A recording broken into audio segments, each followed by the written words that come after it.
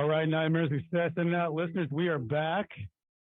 And you guys come here for the stuff of what happens when your worst fear becomes your reality. How do you adapt? How do you survive? How do you set yourself free?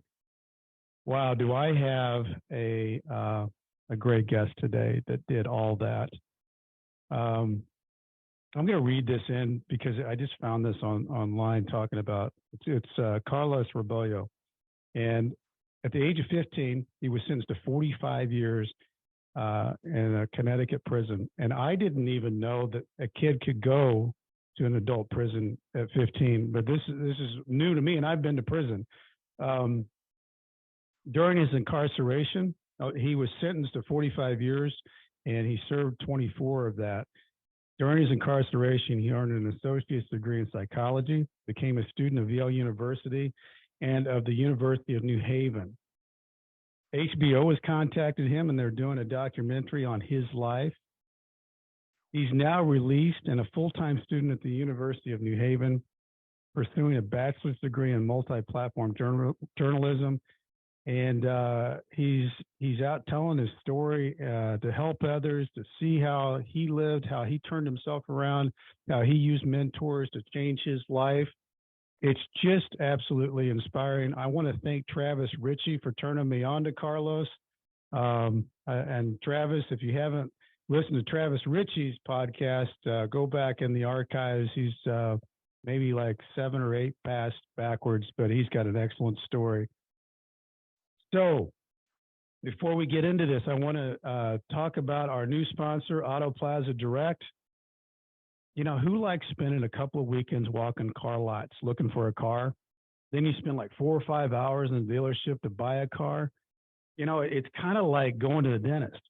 Well, there is a better way to take away all the pain and hassle of going to get in a car. It's Auto Plaza Direct. They're your personal car concierge. Just let them know the car you want, what you can pay, and they'll go find that car for you. They'll negotiate your best price, and they'll deliver that car to you in any state. They also offer you warranties and financing, full service. Go to autoplazadirect.com to get started with your personal car concierge, the new hassle-free way, the car buying experience that you deserve. Autoplazadirect.com. Tell them that Brent from Nightmare Success sent you. All right, folks, I am excited to jump into this. Carlos, welcome in. Thank you so much, Brent. I'm just happy to be here and continue to tell my story. So, yeah, let's have a conversation. Well, your story is remarkable. And, you know, one of the things that I didn't even realize until I started reading about your story, Carlos, is I don't know if it was just in Connecticut or it's all across the country, but I had no idea that a 15-year-old boy, teenager, could be put into a population of men in prison. And, you know, I know that you're working on that as something that needs to change and actually, you know, legislation that needs to come about. It's incredible that you survived it. I kind of want to back up into how you got there. Like, before that happened to you, you know, growing up, Carlos, what was going on in your life as a kid? So I was a very curious kid when I was young, and I don't think that's specific or unique to me as a child. History shows, the facts show that children naturally want to understand the environment that they're living in, the world that has expectations for them because they have to survive. And at the minimum, they're dependent on people who have to provide them with the kind of the guidance that's necessary for them to develop healthy. Mm-hmm. In my circumstances, I was born to an abusive mother and a drug-addicted father. I was surrounded by violence, senselessness, and chaos. And I felt this inadequacy about me because I couldn't understand anything. I mean, I didn't know what was expected of me. I didn't know whether something would get me slapped, yelled at, ridiculed, punished. I just had no idea of how to make sense of my surroundings. But something happened that struck me very, very hard. And that was when I started going to school, because my mom was allowed to have some kind of understanding about my surroundings. And so when I learned to read, it was like something just completely changed for me. And I felt this sense of adequacy and self-worth that I was competent and capable of something that I was being deprived of prior to that. And I would read everything I could get my hands across and see. But the problem is when I would go back to my home environment, I would get the opposite impression of what person that I was. And so there was this tension building early on in my life that, you know, in a particular place, I would feel competent, but when I go home, I would feel worthless. And I felt early on that I had to make a decision.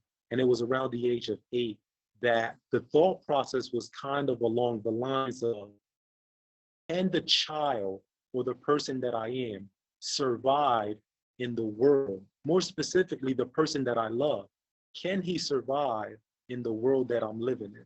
Mm. And this was a constant tension that was developing. And I would go to school and I would say, okay, yes, I would think this is worth holding on to. But then I would go home and think, you know, what's the point?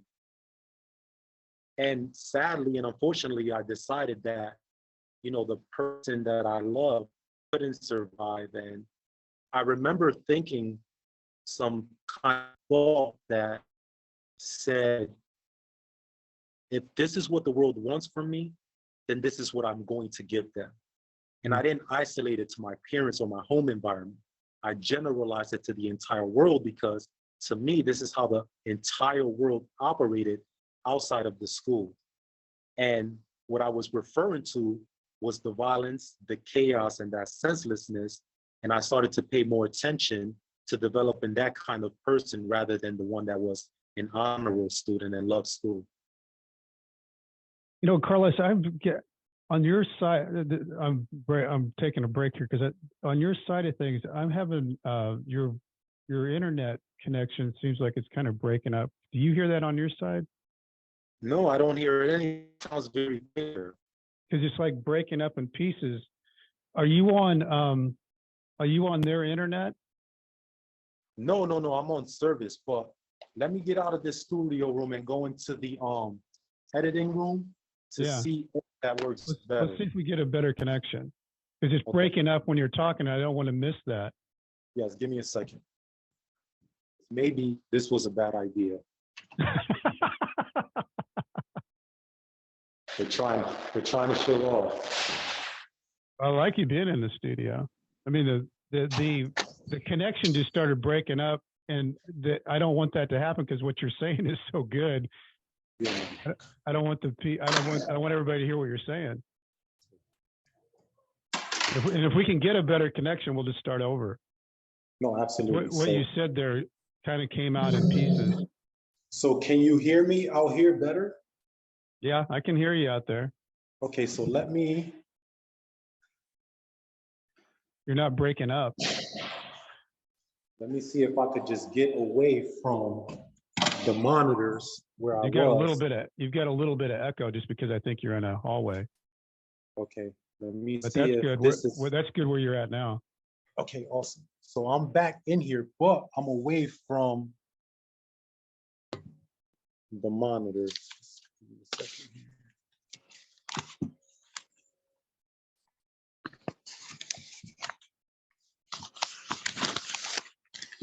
Yeah, let's do a sound check now on it. Okay, how about now? That's a lot better. Awesome. It's a lot better. Okay, so I'm gonna start over because what you said was so good. I don't want people to stop listening because it started breaking up. So Perfect. I'm just gonna do it over, and we'll act like this is it is a do-over. But like I said, we can do it over. But awesome. now I can hear you fine now, Carlos. What did you do? So I just got away from the monitors and my laptop. I put it all to the side, and now I'm just where the producer station is. Okay. All right. Good. So I've got good sound now, and you're not breaking up. So I'm just going to start over. Okay. Awesome. I'm going to play the music over and the whole deal. We're going to just do it over because I don't want to miss what we just did. Okay. Here we go. What happens when your worst fear becomes your reality? Hi, I'm Brent Cassidy. Welcome to the Nightmare Success In and Out podcast, where we explore how to overcome your fears and nightmares and set yourself free. We're going to be exploring this topic with guys I was in Leavenworth with and others who survived their own nightmare. These stories can be inspiring, sometimes sad. There's some humor, but hopefully you can come away with a nugget of something that'll help you knock down some of the prisons you built up in your own mind. All right, Nightmare Success In and Out listeners, we're back. And man, am I excited for the guest I have today with Carlos Rebollo. Just to give you a piece of what this guy is about. At the age of 15, he was sentenced to 45 years in the state of Connecticut prison. He served 24 years of that prison sentence. I didn't even know that you could go to prison when you're 15 years old and be put in an adult population. That's news to me, and I've been to prison. During his incarceration, he earned an associate's degree in psychology, became a student of Yale University and the University of New Haven. HBO has contacted him, and they're doing a documentary on his life because it's so fascinating. He's now out, released. He's been out for 3 months, and he's a full-time student at the University of New Haven. He's pursuing a bachelor's degree in the multi-platform journalism. And I've got to tell you, I've read a lot about Carlos, and it's such a cool story how when he was in, he just made a change with these mentors that he got with. And man, everything that he did after that, I can't wait to jump into how someone can change their mindset, change the way that they view their life and how they move forward in that. He started reaching out, making phone calls and writing letters and getting connected way before he ever got out of prison to get a head start in his life. He's now sharing his story to help others, and Carlos is a real inspiration. Before we get into this, we're going to get into all of this. I want to introduce our new sponsor to the program, Auto Plaza Direct. You know, who likes spending a couple of weekends walking the car lots looking for a car? Then you spend, 4 to 5 hours at the dealership to buy a car. It's kind of like a trip to the dentist. Well, there's a better way to take away all this pain and hassle of getting a car. It's called Auto Plaza Direct. They are your personal car concierge. Just let them know the car you want, what you can pay, and they'll go find that car for you. Negotiate your best price and deliver that car to you in any state. They also offer you warranties and financing, full service. Go to autoplazadirect.com to get started with your personal car concierge. The new hassle-free way, the car buying experience you deserve. Autoplazadirect.com. Tell them Brent from Nightmare Success sent you. All right, folks, let's jump into this. Carlos Rebollo, welcome, my man. Thanks for being here. Thank you for inviting me, Brent. It's an honor. I'm glad to continue spreading the message and enlightening people on my story so that they can be aware that success is possible through responsibility. We have to give a shout out to Travis Ritchie, too, for connecting us. That's right. Travis the other day said, hey, I need to connect you to Carlos. And Travis has an incredible story. For those, he was a Nightmare Success on like 6 or 7 podcasts ago. Go check that one out, Travis Ritchie. But he connected me to Carlos and said he's got a great story. He needs to get on Nightmare Success. It's a Nightmare Success story. So Carlos, man, thanks for being here. We did a little redo. This is our second time around because Carlos was breaking up on his internet, and he had such a powerful answer to the beginning of this thing that I said, we got to stop. We got to start over. So this is our second time around. So Carlos, first of all, man, you made it. You're out, and what a way that you got out. And like I said, I really didn't understand until I started reading about your story that you could go into prison at 15 years old, be with adults, and serve. I mean, you basically served more time than you had been alive in prison, which is, fascinating. And I know you're working on a lot of things right now on why that needs to change and legislation on why somebody at that age They're not supposed to be in that environment. But I want to go back, Carlos, because you were 15 when this happened to you, but what was going on before this? How did Carlos end up at 15 years old going into a prison with adults? What was life like for you growing up as a kid?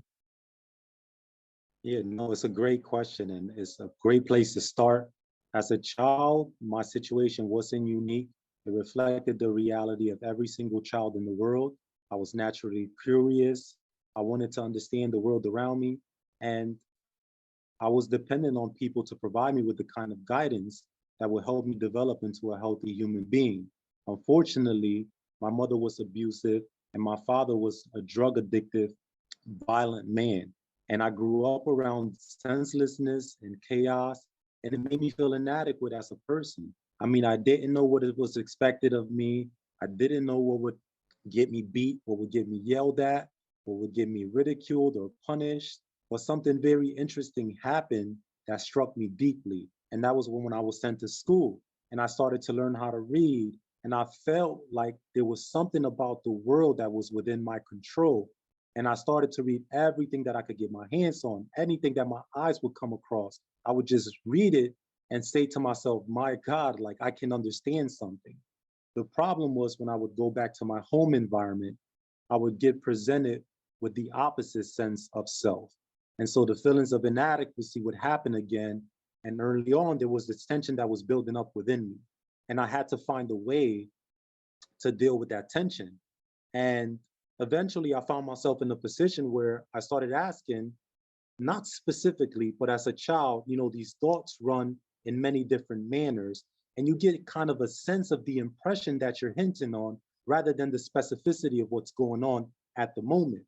And so in my mind, what was going on was the question that could the child that I love, the studious, curious, optimistic child that goes to school, continue to survive in the environment that I was being exposed to at home?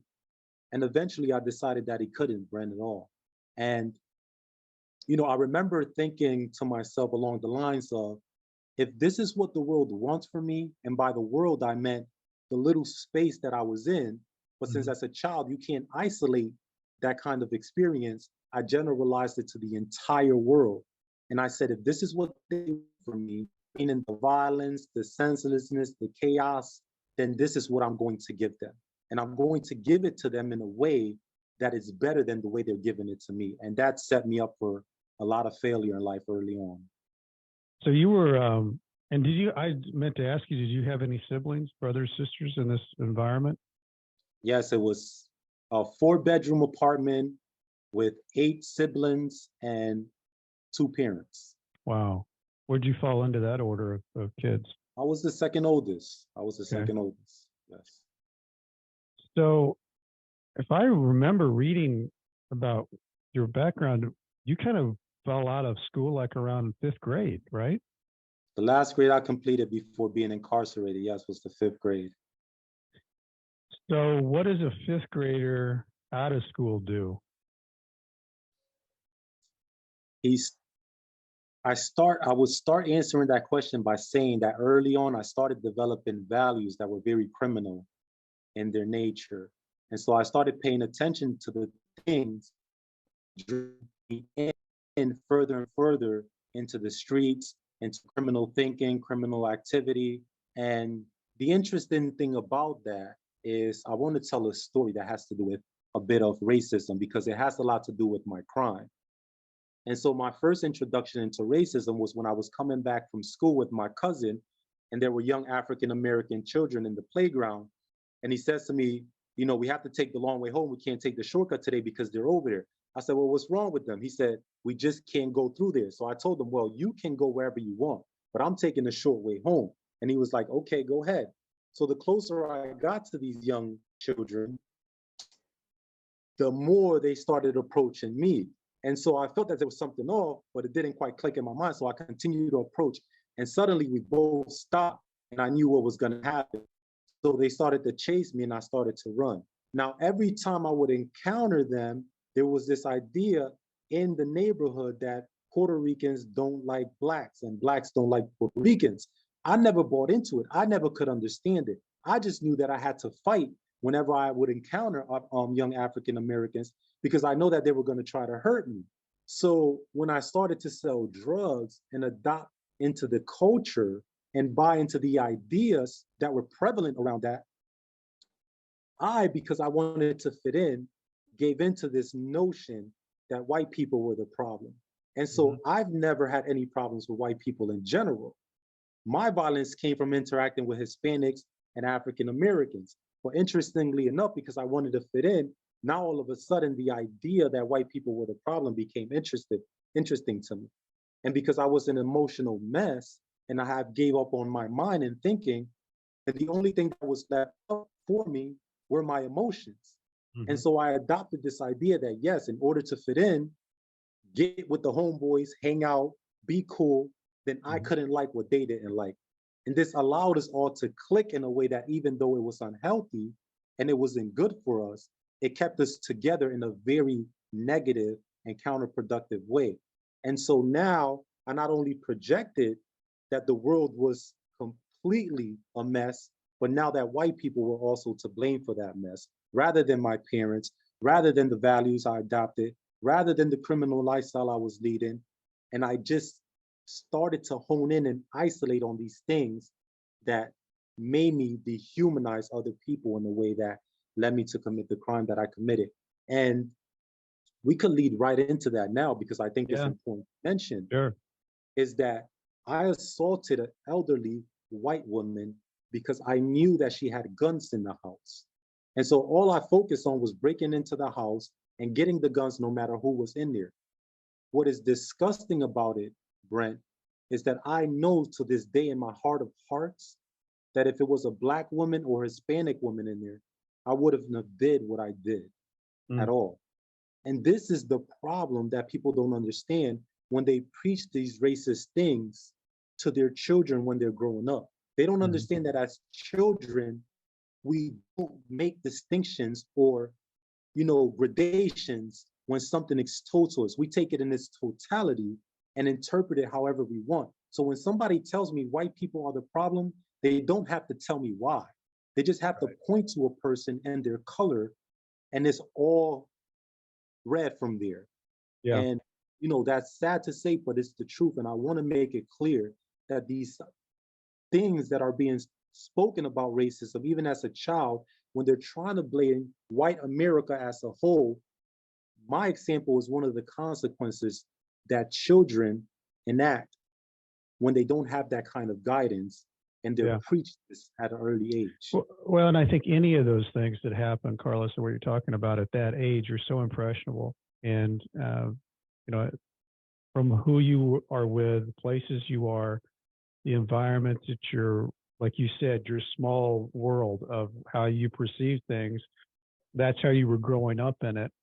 And, it's you can be dangerous with words. There's no doubt about it. And clearly, labeling people on different sides can end up to be, a dangerous environment. It reminds me of Daryl Woods that was on this program, and he was wrongly convicted of murder, but he made real change when he was in prison. But when he got out, he created this Better Together program where police officers and gang members got together to break bread, basically to have a barbecue, but neither one of them knew that they were gang members or police officers. They just were there to shoot horse, play a little basketball, cornhole, whatever, and then they would then eat and kind of be in a circle. And they then were introduced to the fact that they were on opposite sides, but they realized that they had a whole lot more in common, not knowing who each other were, than automatically assuming that they're bad on both sides. And it really reminds me of that, Carlos, of what you're talking about. If you see somebody a certain way, instead of really understanding, what's their background, what's their story, how did they get here, without knowing any of that and just assuming something, it causes, it's just such a bad shortcut. So going back into what you're saying, Carlos, you committed this crime at a very young age. it's a bad one. Were you immediately investigated, arrested? How did you get into the hands of the law enforcement? So I ran out of the house and I had, you know, blood on me. And so when I saw my younger brother, I decided to switch clothes with him. And I told him, my 13-year-old brother, to burn the clothes. And the next day, I got arrested because I had assaulted a teacher prior to that. So my parole officer came into my house where I was living with my mother and handcuffed me while I was asleep and took me back to a correctional facility, a juvenile correctional facility. Meanwhile, my brother, I'm not aware of, is depressed because he thinks that I killed somebody. And he's so depressed that in school, they set him aside and they start asking him questions about what's wrong with him. And he states that I was arrested for murdering someone. And they started digging into that, and he started talking to them. And as a result, the detectives came to the correctional facility I was in, questioned me. I gave them a confession, and I was charged, sent to the juvenile facility before a judge.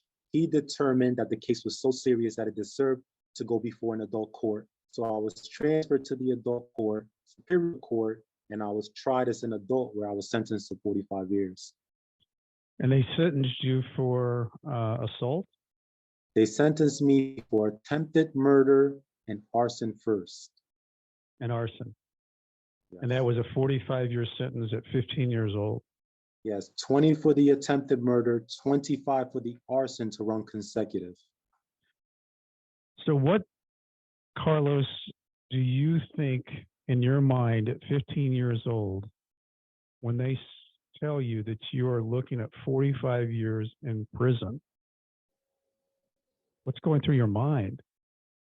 There's no way to explain that because the processing was so disintegrated. There was no way of me connecting any points. I had no references at all. And so I was up in the air. But what I did know that was early on, I got an impression that what they were doing was wrong. And I got it by one of the very jurors who was supposed to be a peer of mine and is supposed to actually be judging me according to the law. And this young woman stood up, and when the prosecutor was telling her the kind of time that I could face if I lost trial, that woman told them, you know what? Do you expect me to sit here and actually judge a 15-year-old that you're considering sentencing 45 years? She said, absolutely not. I cannot be impartial to that. There's no way. And so suddenly I'm sitting here, I'm thinking, I did something heinous. I committed a horrible crime, and I deserve the entire law to come on my head because this is the impression that I was being given. And all of a sudden, here comes this lady and completely gives me the impression that, wait a minute, something is wrong here. Something is wrong here that people are not telling me. And then throughout my incarceration, I start doing the research, and I find that in 1944, a 14-year-old was electrified, executed. In 1944, a 14-year-old. Then in 1988, a 15-year-old was sentenced to death. And the Supreme Court overturned that case, stating that facing the court, the virtue of consistency. The virtue of consistency, they stated, they said it would be crazy, and I'm putting it in my own terms. They said it would be crazy to sentence someone who society has already determined cannot exhaust all of the rights that are given to regular adults. And so I started doing this research, and I'm like, hold a minute, there's a problem here. I was sentenced with the idea that justice is being carried out and that I should be held accountable. And what I found throughout my incarceration is that the very people that are trying to hold me accountable are violating and contradicting all kinds of laws that they're claiming are in the best interest of justice to hold me accountable. And I found that very problematic from the beginning. Wow. So do you go, I'm kind of curious how this all happened for you as far as even transport. You go from this world getting sentenced as a 15-year-old, do you go directly to what kind of prison? So I was sent to a facility that houses 14, they could house as young as 12-year-olds, Okay. all the way to 22-year-olds. Okay. And then as soon as I turned 18, they transferred me over to a prison that housed people from 18 years old all the way to 60, 70, men serving life sentences, had already been incarcerated for 20, 30, 40 years. Um, but yeah, So when you went, was, Carlos, when you went in there to that world, did you know people in that world? Because you had been out on the streets. I mean, you had been in an environment where people were going in and out of prison. What were there people there at your age that you were familiar with when you walked into that? no, yeah, absolutely. Immediately the connections were made from, friends of mine that I saw in the streets that I knew were being locked up for drugs or serious violent offenses.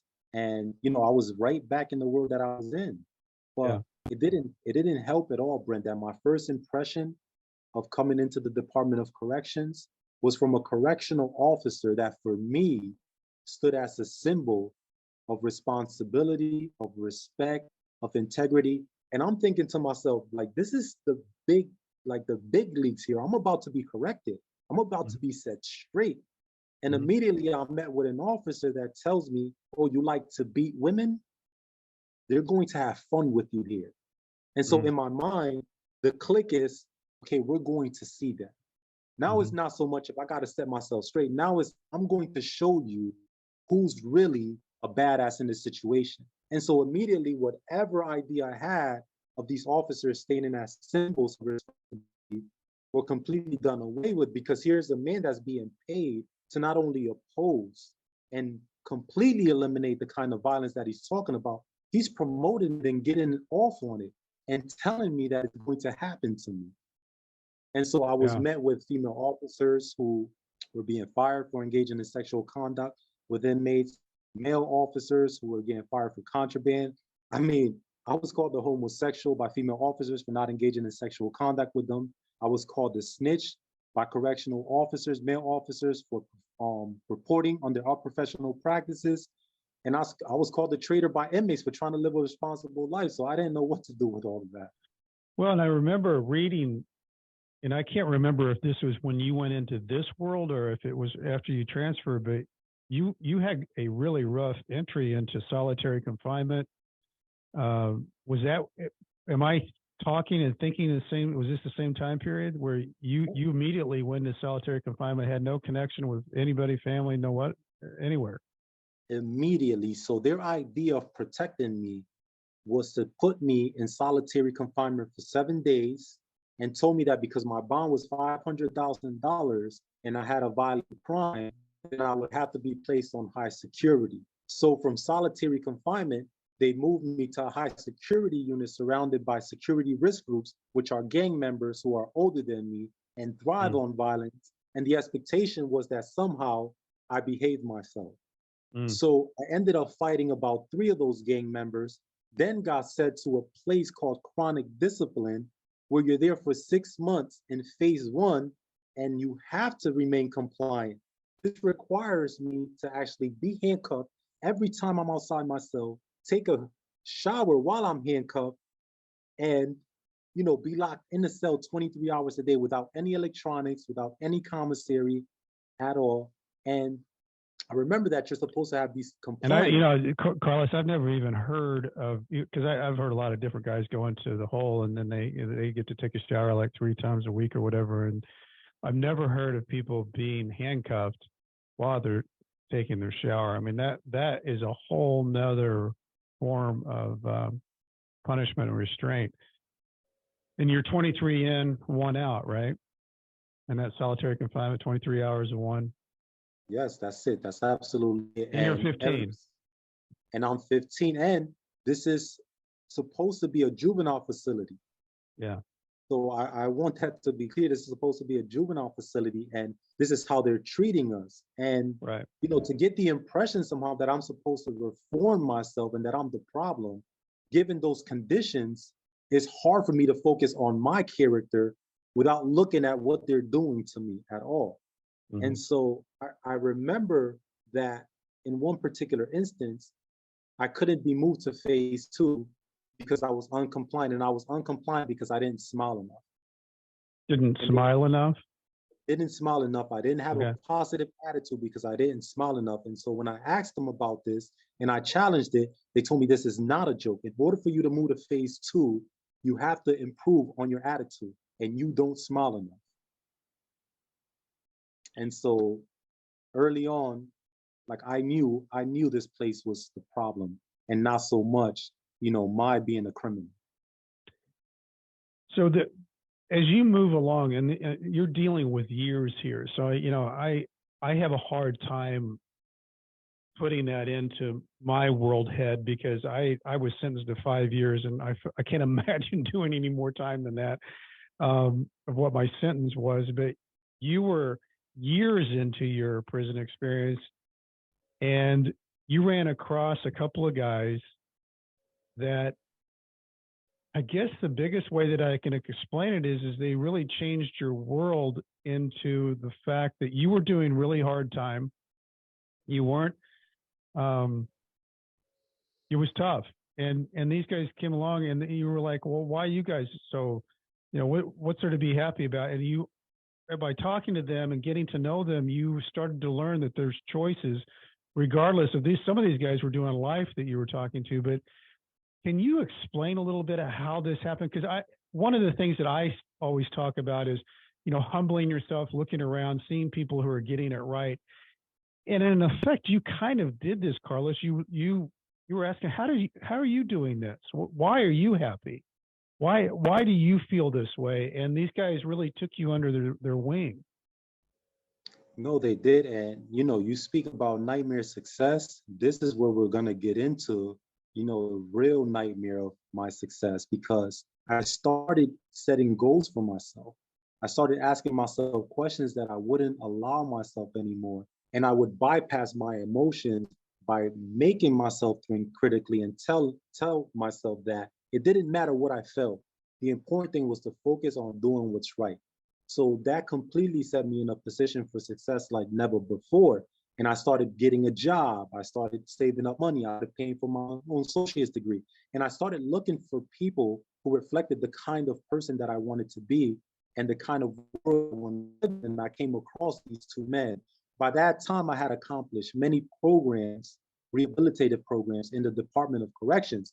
So I thought to myself, I'm a success story. I'm doing great. I haven't caught a disciplinary ticket in so long. I haven't had a fight. I'm not getting in trouble. I'm doing great. And when I met these men, they were doing great. They were cellmates for 11 years together. They were reading books. They were challenging themselves. They were instituting programs in the Department of Corrections. They were writing books. They were challenging policy and practices. And I'm completely wowed by these men. And so I gravitated to them. And one of the first things that they told me was, Carlos, you're a criminal. You still have criminal tendencies. And they started giving me books that enlightened me and let me know, wow, this is correct. And what I didn't expect, were to throw at me. And it was, listen, if you want to be successful, you have to stop buying into the ideas that the Department of Correction is teaching you through their programming. They are not reflective of the real life consequences that are going to await you if you don't prepare yourself properly for society. And so they actually showed me how the program and the philosophy in those programs are just setting me up for failure, because they're only focusing on the very, very minimum of what's required of a person to be successful, which is criminal thinking. That's it. So, for example, if I had a drug problem, all that was required for me was to address my drug problem, and I'd be great. If I was a bad dad, all I had to do was become a great parent. If I had an anger issue, all that required for me was to deal with my anger issues, and I'd be great. The problem with that is that that information is not connected, is not integrated at all. And so depending on what program you go to, they tell you that this is your problem, but they don't actually connect it to anything else.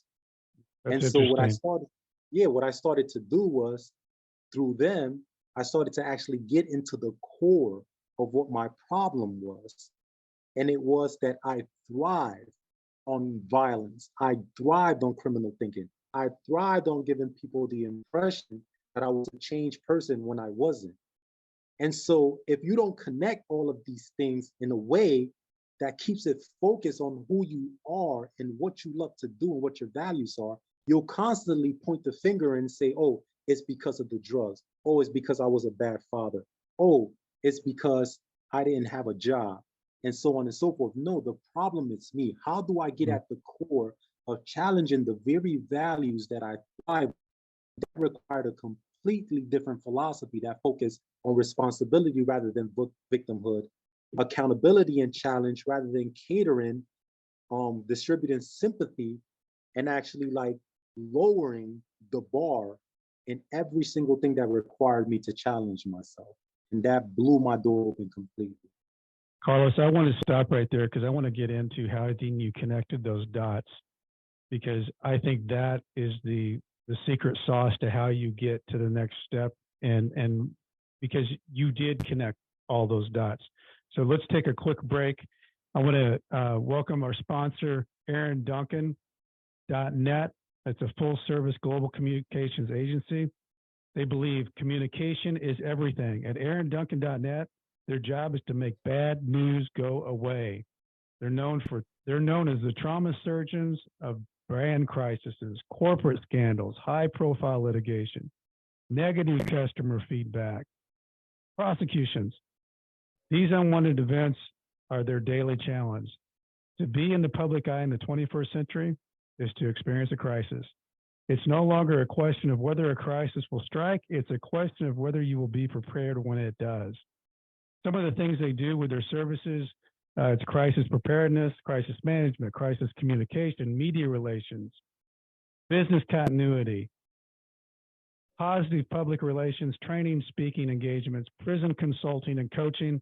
For a confidential consultation regarding crisis or reputation management, an advisory role, media interview, or speaking engagement, please contact Aaron at AaronWDuncan@gmail.com.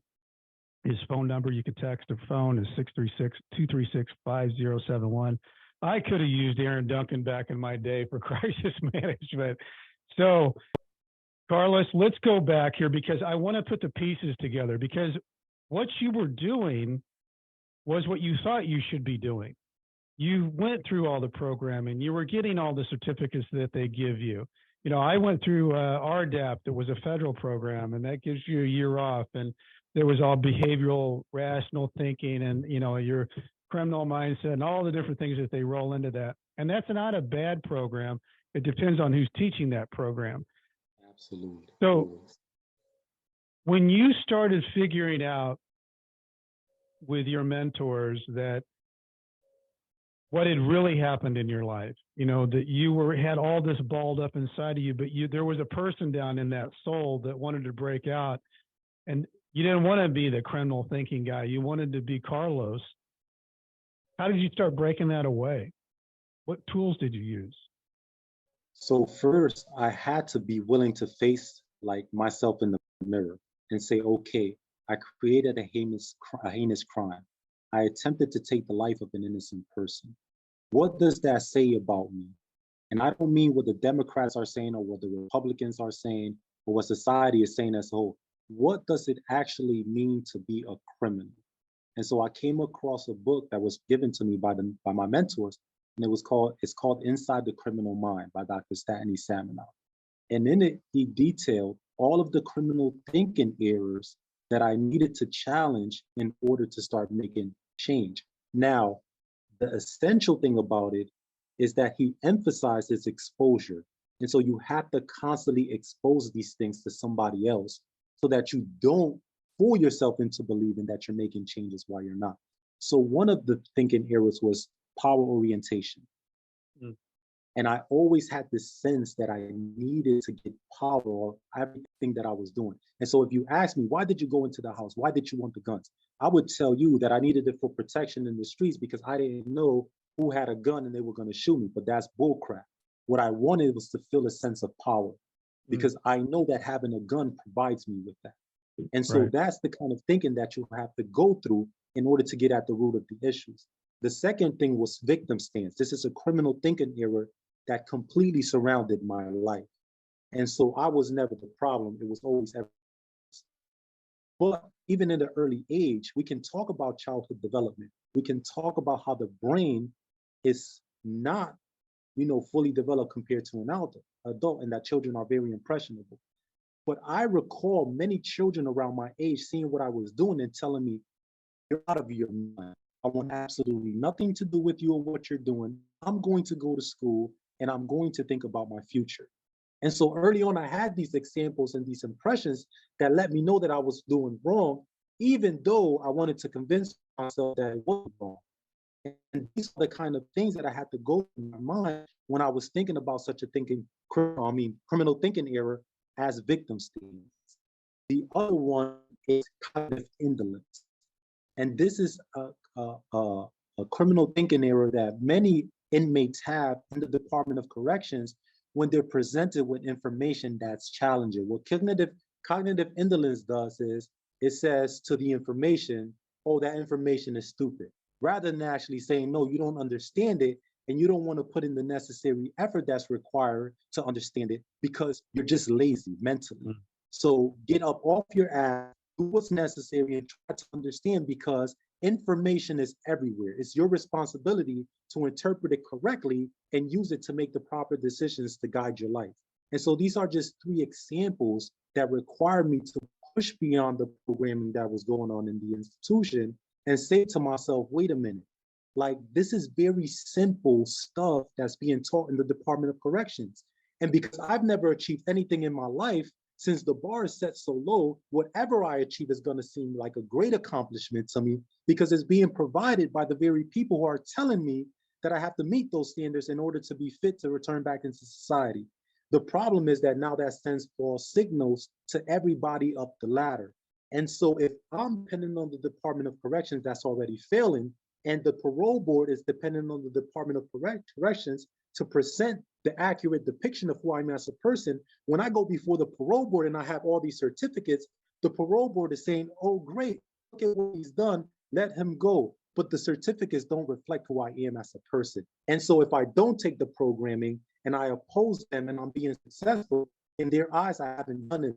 If I don't do it, if I do it and I'm not successful, to them, they think I've done great. And so they release me. And when I get out into society, the game is on. And so all the pressure and the challenges start coming in because I don't have the necessary qualities or the skills in me to face those challenges. I'm back where I am. I think society is the problem. And the Department of Correction is back to doing the scientific work on me again. And I'm back where I started. And I have no idea what's going on. So it's just the complete. And that's why there's 2/3 that go back in 3 years and 3/4 that go back in 5, because that cycle doesn't solve the rehabilitation our system is punishment. Rehabilitation of what you're thinking, Carlos, is what you did. You went through and said, why am I this way? What can I do to change it? And the responsibility is mine. It's not somebody else's. And carrying these certificates around doesn't mean it changed me. So I think what you're saying is so deep because it's so true that you have to first look at yourself and say, what am I doing? Why am I doing it?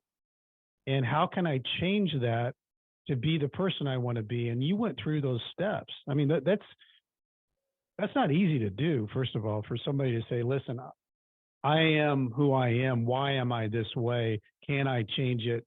If I can, am I strong enough to grit through to make the change? No, yes, absolutely. And there's a big difference between saying, I'm a drug addict, I'm a bad father, and I have anger issues, rather than saying, I like being a bad father, I love using drugs, and I love being high on drugs. And this big different perspective of how you look at that, because the emphasis is placed on responsibility rather than on circumstances outside yourself. And so I think it's important to mention also, Brent, that when I started investigating the root of my problem and how the Department of Corrections wasn't addressing that problem, I understood my change in three different phases. And so the first phase consisted of this idea, this very premature idea of change that has to do with, as long as I stay out of trouble, I'll be great. It doesn't matter. And this is what the Department of Correction preaches. Stay out of trouble. That's it. Don't bother us. Don't break the rules. Just stay out of trouble. Right. The problem with that is that I found it's a passive state. And while I'm being passive and staying out of trouble, that's not going to create the kind of character that I need in order to be successful. All it's telling me is that there are problems out there in the world and I have to stay away from them because I am not the problem. So it reinforces the very thing that they're supposed to be eliminating. And then I moved on to the second phase. The second phase holds on to the idea that all I have to do is stay out of trouble, but now I'm engaging in productive and positive things in order that I don't go back to that trouble. So now the incentive is twisted. Now what's propelling me forward is the very thing that I should be eliminating. The problem with that is it creates a false alternative, because in my mind now I'm telling myself there's only two options in life. Either I'm successful or I go back to a life of crime. But normal citizens don't live that way. You don't wake up every day and say, Right. I'm going to do my podcast because I'm afraid that I might violate somebody else's rights. Right. Or I'm going to invest in my children because I don't want to go back to prison. Right. So it's unrealistic. And at worst, what it did to me is that it placed much more emphasis on what's not being done rather than what is. And so getting a job is not as important as not committing a crime. Developing healthy relationships is not as important as not trying to violate somebody else's rights or getting high or committing crimes. And it just twisted completely this idea. And so I said to myself, I'm going to get rid of that. And I'm going to change my motivation because they're doing all of this as the carrot or the stick. Look, Carlos, you either behave or you follow the rules or you can't get freedom. So I said, okay, I'm going to do something that you guys don't expect. I'm gonna get rid of the idea of chasing freedom. I'm gonna focus on actually making freedom significant by developing myself into the kind of person that can appreciate freedom once I'm placed in the position to fully take advantage of it. So you can keep this whole idea and notion that you have about what freedom means. I'm going to focus on developing myself. And what happened, interestingly enough, after that, is when I started focusing on building myself, all these opportunities started to present themselves to me because I'm no longer confining myself to what the Department of Correction deems fit for success. And so I started reaching beyond the walls. I started writing people. I started reaching out to them. I began my citizenship in prison. And the nightmare success is here, Brent, is that the very department that was supposed to promote me in that began to oppose me. And I had to fight them in every single instance to make the kind of connections that were necessary for me to be successful. And I moved on to the third phase, which consisted of intellectual and moral development. And so I was able to put myself in a position where before I was saying, I shouldn't do this because I don't want to go back to prison, into I'm not going to do this because I know that it's wrong. It doesn't matter who sees it, who hears it, who knows it. I know it. And I don't think so little of myself to convince my mind to opt out of this, to opt into this premise that, Carlos, you're such an insignificant person that you can do anything because only you will know. Only me is everything. And I learned to value myself so much that I can't deal with that kind of idea in my mind that is telling me that it doesn't matter what I do because I'm the only person in the end who has to do it. And this is what I push against the Department of Corrections and everything they taught me. And it just boggled my mind completely. And my mentors were instrumental in pushing me beyond the Department of Corrections, because if not, I'm telling you right now, I'll be out here thinking, you know, I'm just going to the university because I don't want to go back to a life of crime. That's bullshit. Wow. That's some good stuff, Carlos. I want to ask you, because I know that you, at a very young age, had a son. Is that, with all this that went on in your world, what is that relationship like? It's awesome. It's awesome, Brent. I mean, his mother made an excellent point of making sure that we had a relationship early on, even though I was very, very chaotic and it wasn't a good idea to, you know, bring him around me. She made it a point to say, you're going to have a relationship with him and he's going to come see you. And, you know, it was just amazing to me to see her go from, you have to see your father in prison because it's your father, to saying, to what, hearing my son tell his mother, I need to see my father because I need some advice and he helps me. And then That's seeing great. her saying, I need to see him as well. He provides us with a sense of positivity and energy and inspiration that we can take back and, you know, use on our hardest of days. So seeing that transformation alone, and even when I was having difficult times and I would sit with my son and her, and we were able to actually build on the things that we had already constructed, and seeing the impact that my change was having in their lives, you know, just made me reflect in so many ways and stick to what I was doing, and also look at my mentors in a very different way, that they can impact my life in a way that I can contribute in such a way to the life of others. I mean, it just continued to keep me grounded. Yeah, I love that. I love that. How old is he now?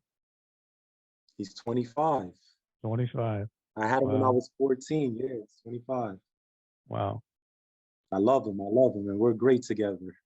Well, I can tell by reading the background story that you as a unit, you're between the mom, you, him, you guys, and that's not easy. I mean, so many, you know this, Carlos. Hardly anybody makes it through with their family, and to be able to keep that connection, that's not gonna be a regret. That's gonna be something you're gonna be so happy that you have from here on out.